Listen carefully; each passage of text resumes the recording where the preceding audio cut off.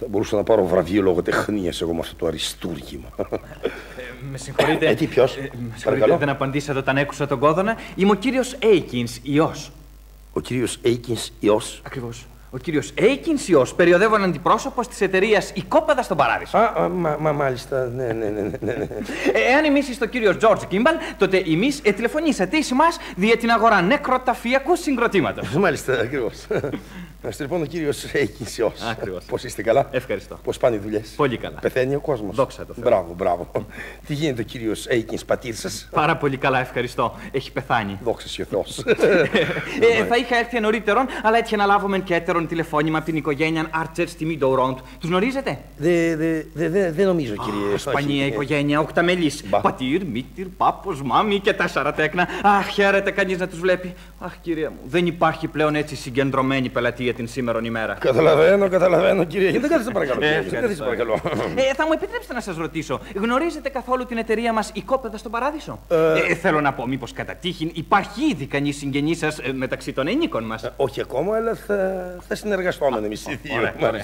Μήπως έτυχε να παρακολουθήσετε την διαφημιστική μας εκστρατεία στις εφημερίδες? Αχ, θα μου διέφυγε, κύριε. Τότε θα πρέπει να σας δείξω ένα από τα πολύχρωμα έντυπα των Οικοπαίδων στον Παράδεισο. Για να δω. Είδου. Πω, τι τσαχπινιές είναι αυτές, τι ωραία πράγματα, καλέ. Τι πράσινα και παρισάκια, ωραία, στα βουρδάκια, πολύ ωραία είναι, μπράβο σας. Αυτό θα πει, κύριε Κίμπαλ, τόπος χλωερός. Ναι. Τόπος αναψύξεως. Εν θα πέδρα πάσα οδύνη θλίψης και στεναγμός. Αμήν. Καθώς βλέπετε, η εταιρεία μας διαθέτει και δωρεάν πούλμαν δια την μεταφορά ολοκλήρου της οικογένειας. Συμπούρμπουλοι που λένε. Ακριβώς. Πατήρ, μήτηρ. Πάπος, μάμη. Μετά των τέκνων αυτών, δια την από κοινού επιλογή της τελευταίας κατοικίας. Καλέ, τι ωραίο σύστημα έχετε εσείς. Για τα παιδιά ιδιαιτέρως διαθέτωμεν και γήπεδον βόλεϊ.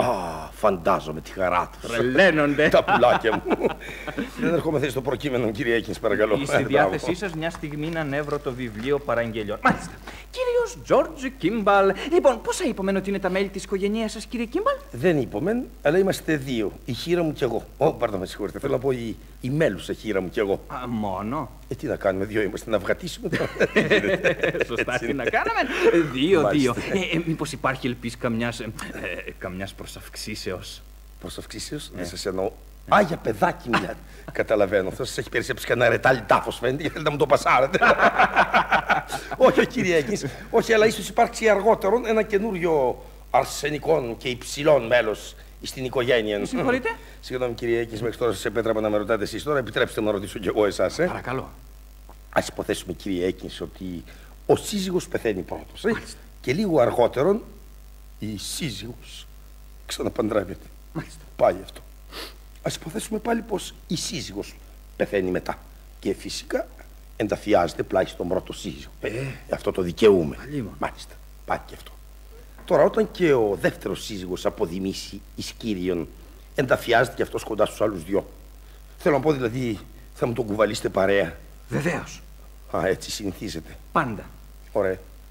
Τότε γράψτε οικόπεδο για τρεις να ξεμπερδεύουμε. Μια και θα γίνει το έξω, να γίνει μια και καλή. Δεν βαριέστε. Ας του κεράσω τον τάφο του παιδιού. Θαυμασία ιδέα. Λοιπόν, εν ζεύγος μετασυζύγου εξαγχιστίας. Μάλιστα. Και πόσο τα έχετε των 3 δωματίων? $1,000. $1,000? Με τα κοινόχρηστα.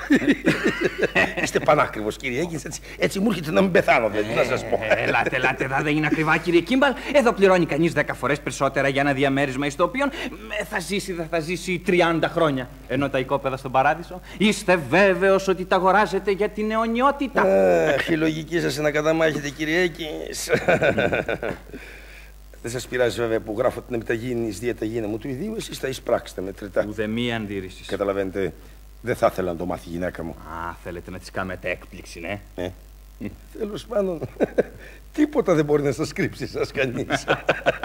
Η πείρα βλέπετε. Πάντως η κυρία Κίμπαλ, ωραιότερο δώρον δεν θα μπορούσε να το φανταστεί. Έχεις το καλό, Χριστιανέ μου. Άντε πάρτε. Και σε καλή μεριά, κύριε. Ευχαριστώ. Θα σας τοποθετήσω μεν στο τετράγωνο K3.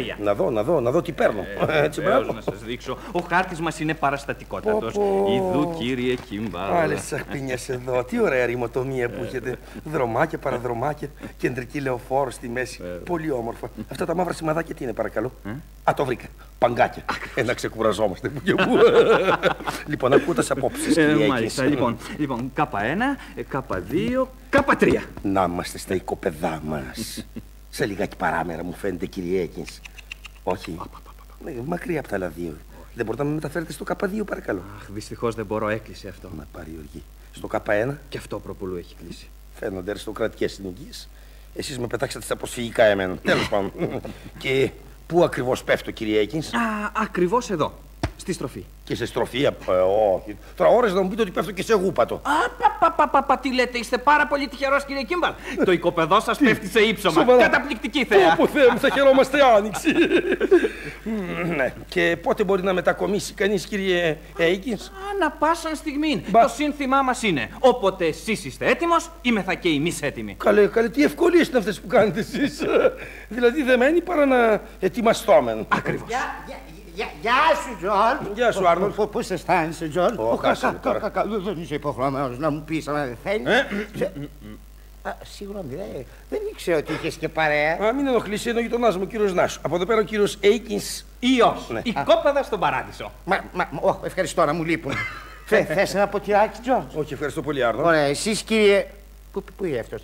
Κύριε Παράδεισε. Ευχαριστώ, να μου λείπει. Ωραία, τότε θα πιω εγώ εισηγείαν όλης της παρέας. Νομίζω ότι τα πάντα ρυθμίστησαν κατευχήν. Θα σας φέρω το συμβόλαιο το αργότερο μεθαύριο. Ευχαριστώ πολύ, κύριε Έκινς. Και κάτι άλλο θεωρώ προτιμότερο να το γνωρίζετε. Μάλιστα. Δεν είναι βέβαια του αμέσου μέλλοντος. Υπάρχει όμως σχέδιο να διασχίσει τα οικόπεδα στον Παράδεισο μέγας αυτοκινητόδρομος. Αυτοκινητόδρομος? Βεβαίως. Καλά, και εμείς τι θα απογίνουμε, κύριε Έκινς? Θα μας πατάνε τα αυτοκίνητα αιωνίως, δηλαδή? Μην ανησυχείτε, κύριε Κίμπαλ. Πρώτον, αυτό δεν πρόκειται να συμβεί προ το 1980. Δεύτερον, έχουν ληφθεί όλα τα μέτρα για την μεταφορά σας διεξόδων μας. Κι άλλη μετακόμιση? Όχι. Πού θα μας πάτε τώρα? Όπου προτιμάτε. Θέλετε θάλασσα, βουνό, πλάι στον αυτοκινητόδρομο για να μην αισθάνεστε μοναξιά? Λοιπόν, τι διαλέγετε? Δεν βαριέστε, κύριε Έκινς. Όπου αποφασίσει η πλειοψηφία. Μαζί με όλους και εγώ. Χαίρομαι πολύ που είστε δημοκρατικός, κύριε Κίμπαλ. Θα περάσετε καλά στα οικοπεδά μας. Εκεί, ξέρετε, βασιλεύει η ισότης. Έτσι. Κύριε Έκινς, βλέπω τι γλεντάτε καλά τη δουλειά σας εσείς, δεν θα την άλλαζα ούτε με ολόκληρο βασίλειο. Αγαπάω τόσο πολύ τους ανθρώπους. Για δες γέλια που κάνει. Τον άκουσες? Δεν έπρεπε να μου το κάνεις αυτό, Τζορτζ. Αυτό ήταν στα δικά μου καθήκοντα. Δεν πειράζει, Άρνολντ, δεν βαριέσαι. Τι μπορώ όμως να κάνω εγώ τώρα για σένα, Τζορτζ? Να πάω να σου ξουρίσω το γρασίδι. Όχι. Το μόνο που μπορείς να κάνεις για μένα είναι να σταματήσεις να πίνεις. Πάνε 2 μέρες τώρα που δεν παράτησε τη στιγμή από το χέρι σου αυτήν την καταραμένη μπουκάλα. Δεν την παράτησα και ούτε θα την παρατήσω, να με παρατήσει. Γιατί εσύ μπορεί να μην με χρειάζεσαι, Τζορτζ. Αλλά εγώ να ξεμεθύσω δεν θα μπορέσω να αντέξω στη σκέψη πως εσύ θα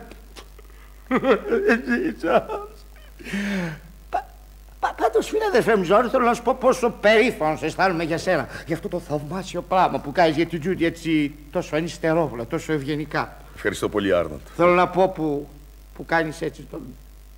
μεσάζοντας τη γυναίκα σου και τα φτιάχνεις με έναν άλλον άντρα. Εσύ αυτό πάρα πολύ με συγκινεί. Πού είναι τώρα? Η Τζούντι ντύνεται. Ο Μπέρτ θα τη συνοδέψει απόψε στο χώρο. Και ντύνονται μαζί?